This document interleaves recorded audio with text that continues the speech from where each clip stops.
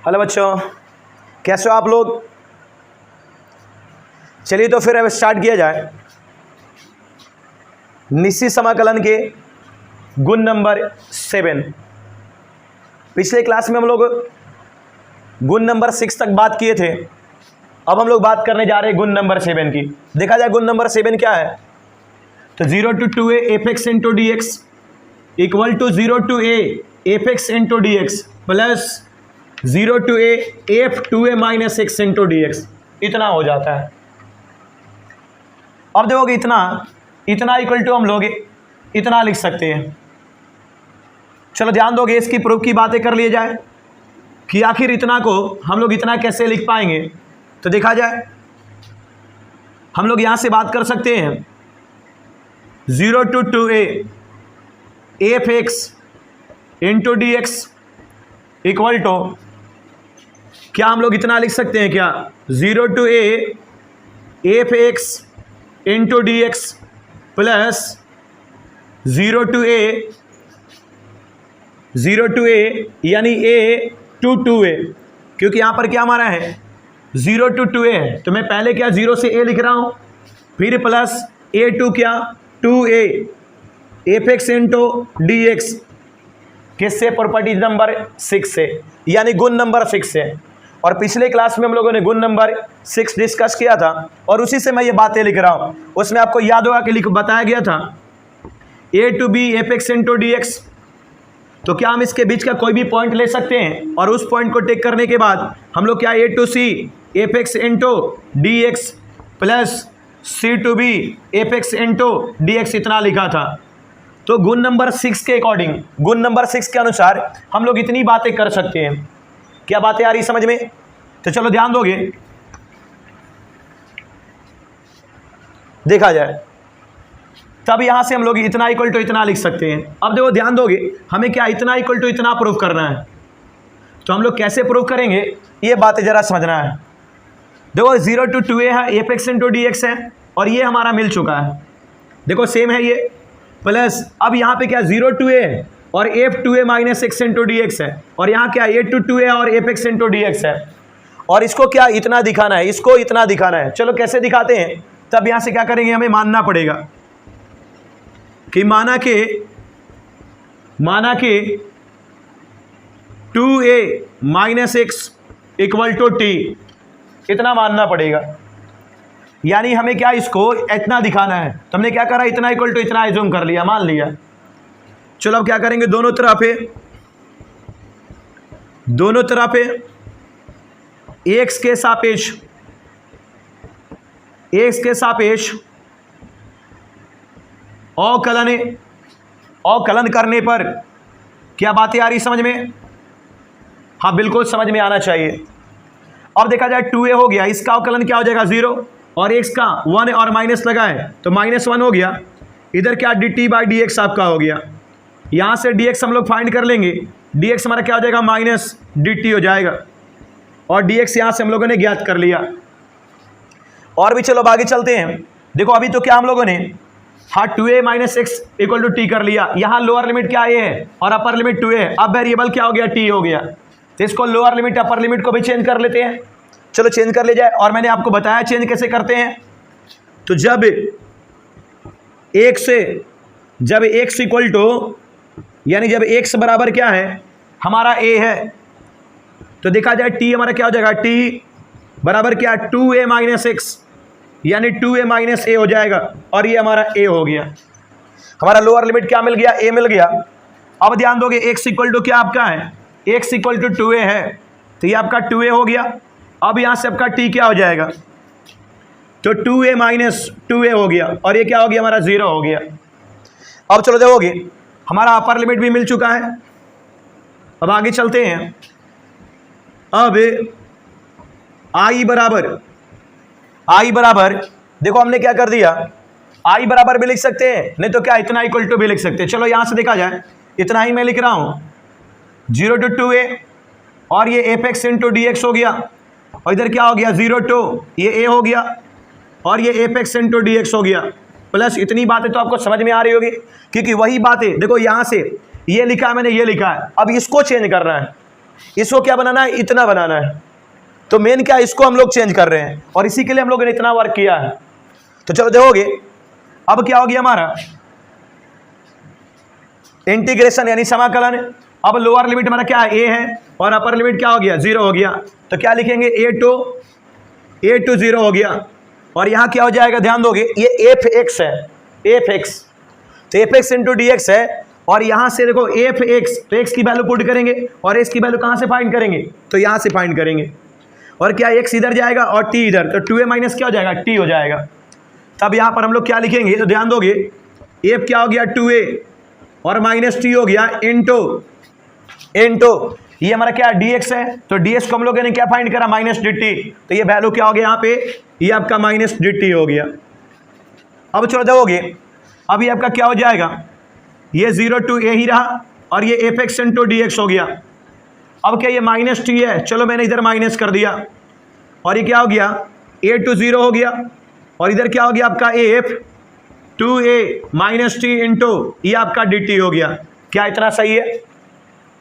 अब चलो देखते हैं, ये 0 to आपका a हो गया और ये क्या हो गया, एफ एक्स इंटू ये dx हो गया।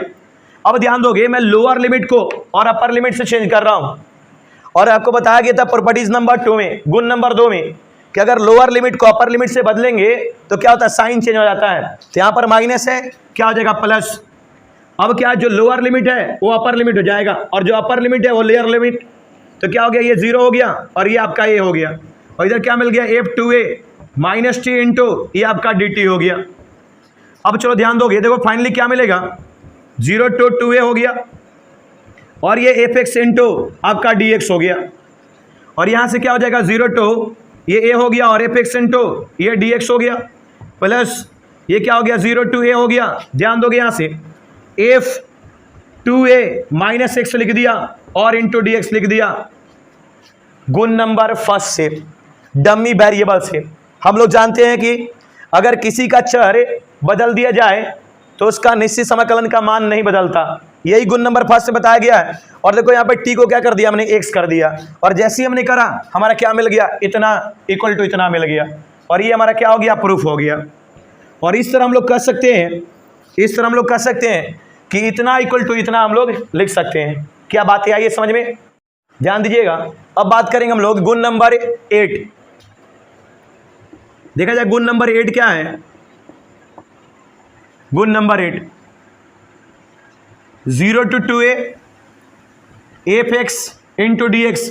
और गुण नंबर जो 8 है इसी गुण से बना है। देखो कैसे, ध्यान दोगे आप, ये 0 to 2a F x into D x होगा क्या, 0 to a और F x into D x के इक्वल होगा, इतना इसके इक्वल होगा। यदि क्या हो जाए, एफ 2a माइनस एक्स ये एफ एक्स के बराबर हो जाए, तो क्या कहता है कि इतना बराबर इतना हो जाएगा और इतना ही बराबर। चलो इसे मैं फर्स्ट कर दे रहा हूं और इसे सेकंड, और 0 to 2a और F x into D x बराबर क्या, 0 भी होता है, ये 0 भी होता है। लेकिन कब होगा, जरा ध्यान दोगे, यदि एफ 2a माइनस एक्स क्या हो जाए, ये माइनस एफ एक्स के बराबर हो जाए। जरा समझोगे क्या बातें हो रही है। गुण नंबर 8 कहता 0 से 2a F x into D x बराबर क्या हो जाएगा, 2 into 0 to 2a F x into D x. और देखो कि यहाँ पे हम लोगों ने गुण नंबर 7 क्या लिखा था, इतना लिखा था, लेकिन अब क्या लिख दिया, इतना बराबर इतना लिख दिया और इतना बराबर 0 लिख दिया। देखो क्यों ऐसा हुआ, और इसी से ये बना है और बिल्कुल इजी है इसका प्रूफ, आप समझ सकते हो। देखो क्या कर दिया गया, अगर मैं इसको इस वाले टर्म को क्या कर दूं, एफ एक्स रख दूं। देखो कहा क्या जा रहा कि यदि एफ 2a माइनस एक्स क्या हो जाए, एफ एक्स हो जाए, तो 2a माइनस एक्स अगर एफ एक्स हो जाए यानी क्या हो जाए, ये आपका एफ एक्स हो जाए। तो जैसे ही ये एफ एक्स हुआ क्या हो गया, दोनों सेम हो गया। क्या देखो क्या हो गया, 0 to a F x into D x हो गया और plus 0 to a F x into D x हो गया, दोनों सेम हो गया। और दोनों सेम हो गया, दोनों को ऐड करेंगे तो क्या मिलेगा, 0 to a F x into D x मिल गया। तो बातें क्या कही जा रही कि अगर ये और ये क्या हो जाए, दोनों इक्वल हो जाए, तो इक्वल हो जाए तो क्या मिलेगा, इतना इक्वल टू इतना मिलेगा। लेकिन सेकेंड कंडीशन में क्या कह रहा कि अगर ये क्या माइनस एफ एक्स हो जाए, तो अगर ये माइनस एफ एक्स हो जाएगा तो दोनों सेम हो गया और ये माइनस हो गया तो दोनों कैंसिल होगा क्या, और कैंसिल होगा क्या मिल जाएगा, 0 मिल जाएगा। और इसीलिए क्या 0 to 2a F x into D x क्या होता है, इतना भी होता है, लेकिन कब इतना होता है, जब F 2a minus X F X के इक्वल हो। और 0 to 2a F x into D X ये 0 भी होता है, लेकिन कब होता है, F 2a minus X equal to क्या हो, माइनस एफ एक्स हो, तब ये क्या हो जाता है हमारा, ये 0 हो जाता है। तो देखोगे ये प्रॉपर्टी जो प्रॉपर्टी नंबर 8 है आपका प्रॉपर्टी नंबर 7 से ही बना है। अब मैं बात करने जा रहा हूं गुण नंबर 8 की, और गुण नंबर 8 क्या है जरा देखा जाए। और ये काफी इंपॉर्टेंट गुण है, गुण number 8।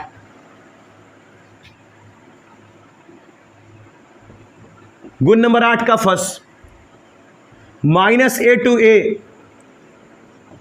F x into D X equal to क्या हो जाता है, 2 into 0 to a F x into D X, इतना हो जाता है। लेकिन यहां पर ध्यान दोगे, कहता कि यदि एफ एक्स ए के समफलन हो, समफलन हो, अर्थात that is F x F minus x बराबर क्या, एफ एक्स, एफ एक्स। दो कहता क्या है कि अगर माइनस ए से ए है और F x into D x है, मतलब दोनों होना चाहिए, एक माइनस एक प्लस, तो क्या हो जाएगा 2 into 0 to a F x into D x के बराबर हो जाएगा। लेकिन कब होगा, कह रहा कि जब एफ एक्स क्या होना चाहिए, एक समफलन हो, और एक समफलन होना चाहिए तभी क्या होगा, ये माइनस ए टू ए और F x into D x क्या इतना के बराबर हो जाएगा। लेकिन चलो ध्यान दोगे, नंबर 2 क्या कहता है कि माइनस ए टू ए रहा और ये f x into D x ही रहा, इतना ही रहा, तो क्या होता है, ये 0 हो जाता है। लेकिन कब 0 होता है, यदि क्या एफ एक्स क्या हो, एक विषम है, एक विषम फलन है, एक विषम फलन हो, एक विषम फलन हो, यानी अर्थात क्या एफ माइनस एक्स क्या माइनस एफ एक्स के बराबर हो, एफ माइनस एक्स क्या एफ एक्स के बराबर हो। अब देखो मैं जानता हूं कि आपको इसमें प्रॉब्लम हो रहा है कि सर समफलन क्या होगा, विषम फलन क्या होगा, तो इस कॉन्सेप्ट को भी क्लियर किया जाए। ये प्रॉपर्टी नंबर यानी गुण नंबर हमारा 8 है, और गुण नंबर 8 हमारा क्या है, तो माइनस 8 है, ए हो गया, F x into D x हो गया, और जो भी ये गुण नंबर 8 हो, गुण नंबर 7 हो, जो भी 9 हो, शायद गुण नंबर ये 9 है, ये शायद गुण नंबर 9 है, 8 नहीं है, तो चलो 9 कर लेते हैं इसको।